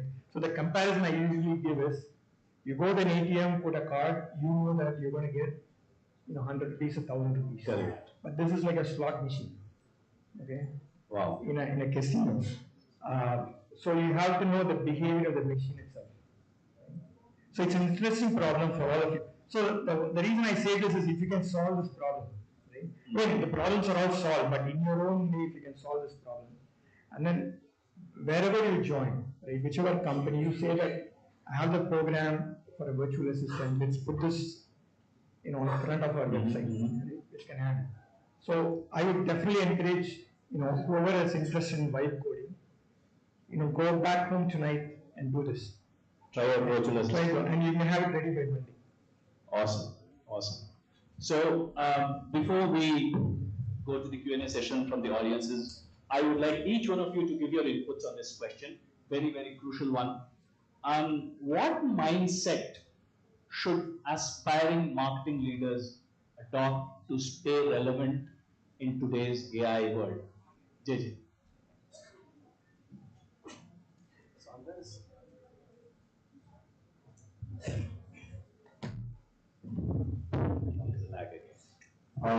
So it's a two-parter. The first one is start with why. Be curious. And the other one is, since it's connected to the body, we all love sweets. Yes. The more sweets you eat, the bigger you become, so you have to want more. Absolutely. So think of the concept of second order thinking, which means don't think of the immediate outcome of what you're trying to do, but 2-3 steps ahead. So start with why and second order thinking. These are two things that I've been following over the last maybe 10 odd years that's helped me stay ahead or different. And like you were saying, middle management, I think I managed to keep my job. Wow. Wonderful. Very happy for you. So the only thing that I would say is that I think the most important one is to guard yourself against becoming average, what we spoke about as mediocrity. Yeah. So to use AI as the jump-off platform. Okay. The minute you think that AI is going to solve everything, I think you're going to be in a bit of a soup. But if you can really use it as the platform from where you can jump off and then start adding your own innovation, thought, creativity into whatever is the problem that you are trying to solve, you will do really, really well. Perfect. Yes, Mr. Kailash. Quick. I'm going to touch upon what both of them said also.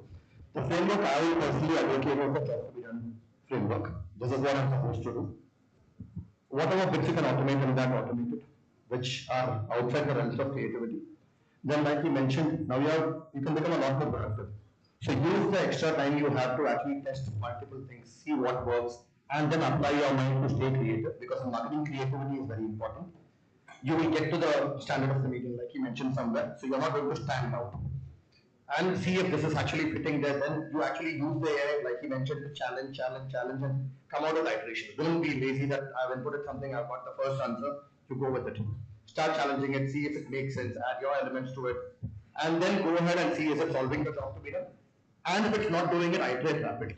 You can also use it to iterate rapidly over there, and not just get stuck at one place. Perfect. Shrikant. I think there's a lot of things, but just to add to that, right? So I would view Gen AI as another general purpose technology, right? So imagine like 150 years ago, 40 years ago, it was electricity, right? So a lot of innovation came out of electricity, right? Then there was oil, and then there was down the chain that semiconductors, right? And then there is internet, right? So like that, think of AI as another technology. But the only thing is, this is a much more powerful technology, much more powerful, and that's what makes it much more interesting, right? Whereas those things are very, very simple to understand, and it were very predictable. This one is a slightly unpredictable technology, right? You don't know. Yes. You give an input, what output you are going to get is, what makes it interesting. It's not a downside. Yes, that makes it more interesting. More interesting. So, but we are in the phase right now where a lot of investment is going in building the foundation of this technology. Right? You see, data centers being built. You see new models coming around. But what the output of this technology is a token, right? Just like it was electricity and oil and internet. Now what we are getting is a token. So what kind of magic we can create with token is what you all can do, right? Perfect. Produce some interesting applications, solve some interesting problem, right? And then you will go places.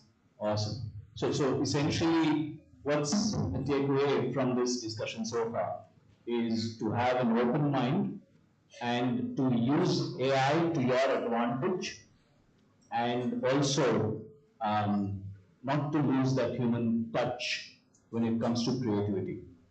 And now we will throw open the stage for Q&A session from the audiences. Any questions? Yes.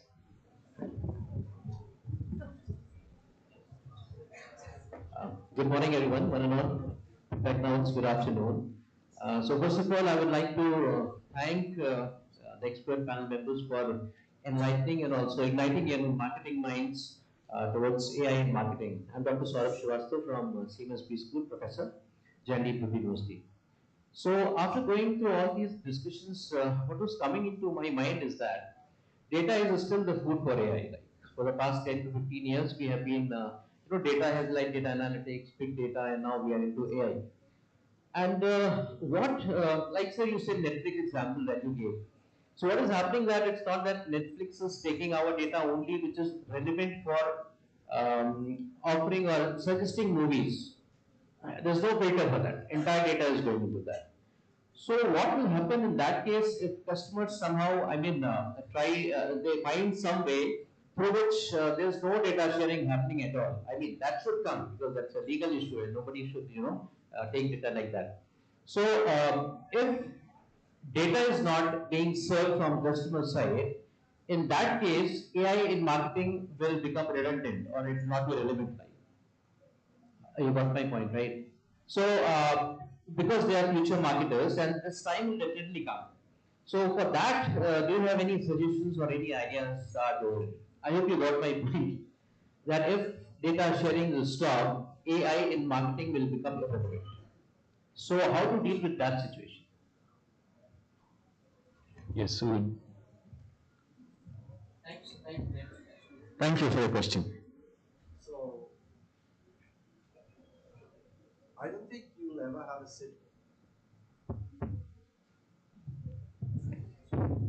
I don't think you'll ever have a situation that data is not collected. And why I say that is, My roots are a very small village, and even now, when I go to the grocery shop, that uncle still pulls out. I don't think many of you know what orange mithai is. Some of you will. He still pulls it out and gives it to me. And he gives me a little yellow one. That is also a form of data collection. I don't think you're going to stop using your mobile, will you?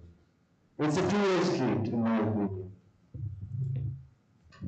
So, likewise, I really don't see how, privacy being such a big thing that no data is there.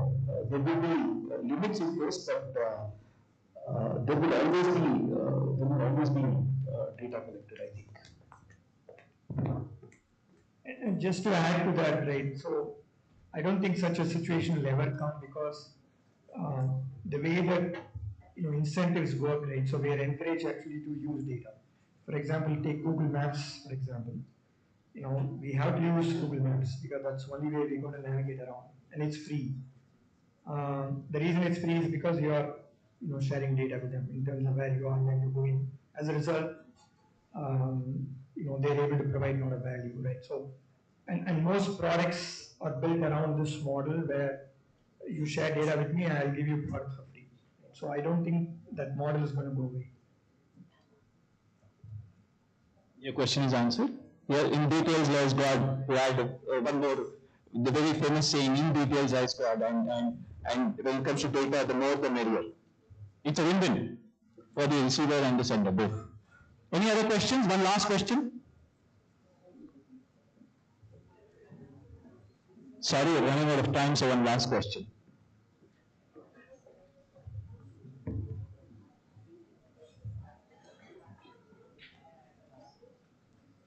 Good afternoon, sir. My name is Sai Saran. So I have a question, sir. So with the platforms like NA10 and Microsoft Power Automate, which is agentic AI platforms, where they create agents, it will be affecting the marketing workflows in the company. Like they will be taking the content from ChatGPT and they will be analyzing the data from the Excel, and then they will also create a personalized email for each of the leads, and they will be sending out the email with one simple prompt from MS Teams using the Outlook or like MS apps. So will it affect the marketing workflow, sir? Should I? Okay. Yes, see, it will not affect the workflow per se, but it will automate a lot of these processes. In the end, the productivity of the organization will go up. But if you ask me today whether these technologies can be trusted to deal with sending and communication to your customer unattended, no, it's not.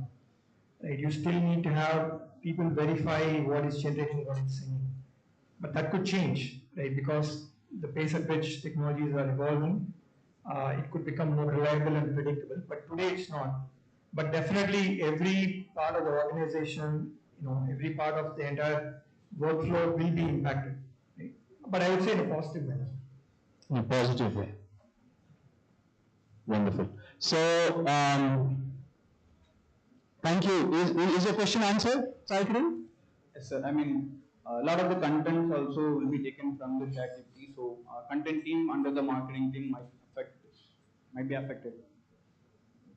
So, a lot of content from it taken from the ChatGPT using that that agents. It can be also verified using the humanized AI something. So, the content team under the marketing team will get affected. So, that's what I asked. Can I just answer this question? Like Srikanth is saying, yes, there's going to be a lot of content that will be taken from AI, like ChatGPT. But one thing, you have to be careful of the confabulation, which we were talking about, correctness of the data and information that you're extracting from the AI. And number two, we said earlier, that as long as you know how to use AI to your advantage, you don't have to worry about any kind of cut or a dilution of manpower anywhere, if that is a question. It may cut down the process time, which is good. But as long as you know how to use AI to your advantage, you are one up. So not to worry. Have I answered your question? No, just to add to that, right, sir, there is a term called AI swap, right? I don't know whether you're all familiar. Now there is a new term called word swap. Okay. Because Gen AI can produce a lot of content. Correct. Very fast, right? Doesn't mean more content means, Absolutely. value. Absolutely. So we have to use this tool in the right way. Judiciously, yes. Judiciously, Yes.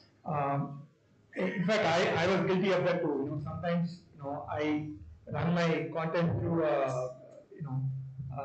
Gen AI thing, and then it generates a long email. I push it out. But now I'm putting the problem on the other person's end because he has to go through all this. Earlier, I would have said this in 2 sentences. Now it's in 2 paragraphs, right? So let's not do that. Right? Let's not do work swap. Okay, wonderful point. If the question was really about are the content teams going to lose their relevance or lose their jobs, I have a slightly different way of looking at it. Today, let's say you have an emailer campaign which is running. You have 6 cohorts that you need to send the emailers to. Okay, your content team is sitting and writing a different email for 6 cohorts. Okay, now the task of generating those 6 emails may go away from the content team. However, there are newer jobs getting created. Absolutely. Because AI is now going to let you not just send 6 different emails for 6 cohorts, you can then start slicing it.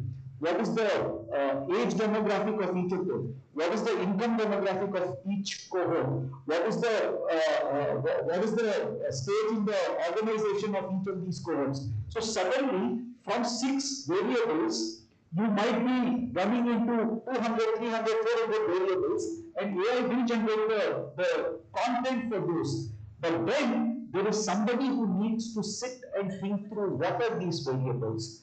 How can I legitimately start using these variables for my marketing campaigns? So there are different kinds of jobs that are going to get created. While one kind of job might start getting lesser, taken over a little more, there will be other jobs that are going to get created. So again, I think somebody said this in the opening remarks. I think it was chairman sir who said it. One kind of job is going to disappear. There are others that are going to emerge. Beautifully explained. Is it clear, Saikiran? You got the answer? Perfect. Well, you've been lovely audiences. As we conclude this, it's very clear that artificial intelligence is not going to replace marketing, but it's going to redefine marketing at various levels, at job levels, at work process levels, at output levels, at ad campaign levels, and every level it's going to redefine marketing. And on behalf of XIME leadership, on behalf of XIME team, I thank our panelists, Mr. John Jacob. Thank you so much for your valuable and gracious presence here, for giving your inputs. Mr. Kiran, thank you so much for your valuable inputs. Mr. Kartik Kailash, thank you very much. And Mr. Shrikant, thank you so much for your contribution here in the panel discussion. Thank you all. Thank you for all the faculties. Thank you, Supriya sir, Kochi chairman sir, and thank you all the deans here. Thank you all the students, and thank you the Mark Zine Marketing Club at XIME who have organized this wonderful panel discussion. Amazing. Thank you so much. Thank you. I'm sure our audience still has many questions. We'll conclude the Q&A session here. You can connect with our panelists later in the networking session. That was extraordinary exchange of ideas. Today's discussion truly highlighted how AI is not replacing creativity, it's enhancing it. helping marketers connect with audiences in deeper and more meaningful ways. Absolutely. A heartfelt thank you to our panelist and moderator for sharing such an insightful perspective on the evolving landscape of marketing. And as Mr. Kiran Sir said, AI will not take away a job, but a person who knows AI will take away. This discussion gives us a glimpse into the future, one powered by intelligence, innovation, and imagination. Thank you all for being such an incredible audience and joining us for this exciting start for Marketing Conclave 2025. Before we break for lunch as a token of appreciation, I would like to request Professor C.P. Rabindranathan to come on stage and facilitate our distinguished panelist, moderator, and keynote speaker. I would also like to request Mr. Karthik Kalyanaman to be on the stage.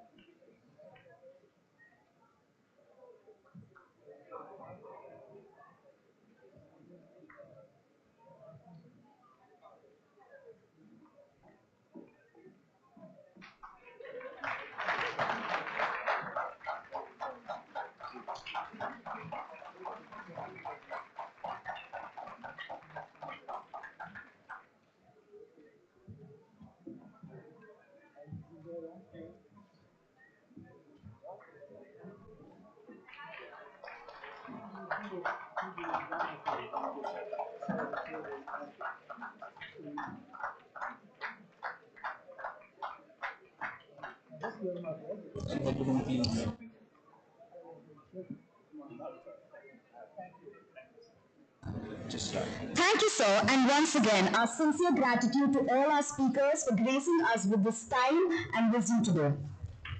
We'd now like to request all our panelists, moderator, and keynote speaker for a quick group photograph to celebrate this wonderful occasion.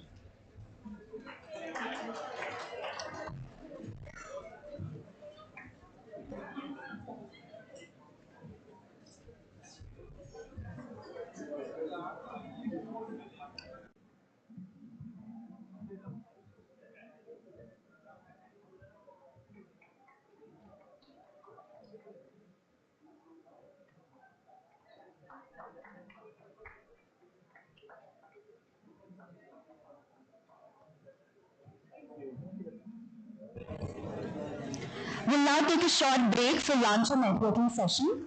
This is a wonderful opportunity to connect with our panelists, exchange ideas, and perhaps find your next creative marketing insights in conversation. This was Alitra and Prakrita. Thank you. Just a quick announcement before everybody leaves. Panelists are requested to proceed to the guest room for lunch, and all the registered participants are kindly to proceed to